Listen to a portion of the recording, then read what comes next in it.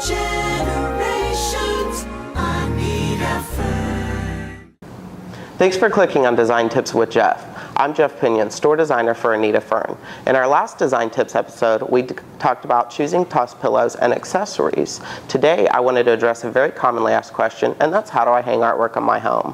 One of the most common mistakes made when hanging artwork is people tend to hang it too high. Remember, art should be hung at eye level. One of my favorite ways is to hang art in groupings like we've done behind me. By hanging art in these gallery-style groupings, it creates a more dramatic look and gives a bigger impact. If you're going to create a grouping, just make sure the art is complementary in color and scheme. If you're hanging a grouping of art that's framed, don't worry about the frames matching. This will give an interesting texture and create dimension on the wall.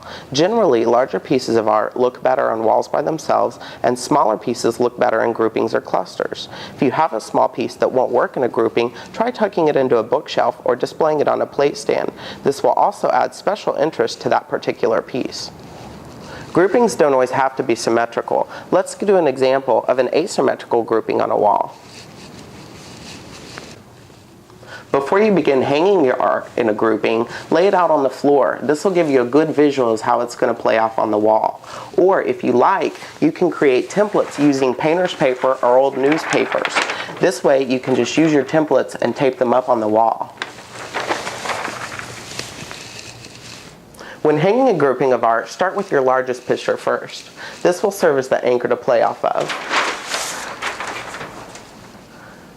If you're using templates, this will give you a good visual as how the art's going to come together on the wall. When choosing art, use the same rule as when choosing accessories. Choose pieces that represent who you are as a person, your personality, or things you love. Some quick tips I have are, when doing the gallery style hanging, vertically related items should be hung 2 to 3 inches apart, and horizontal items should be 3 to 5 inches apart. Art should cover about 75% of the width of the furniture below, and the bottoms of the frame should be no more than 8 to 10 inches above any furnishings below. Going more than 8 to 10 inches will create a floating effect. With that being said, art should be at approximately the same height throughout the room. This will prevent a visual roller coaster. Also, only stair-step pictures in stairwells, and remember, no nude portraits in the living room. And yes, I have seen this in clients' homes. I hope you found today's tips useful. If you have any questions or your specific design challenges, feel free to email me at jeff@aneitafern.com or just come in the store. See you next time.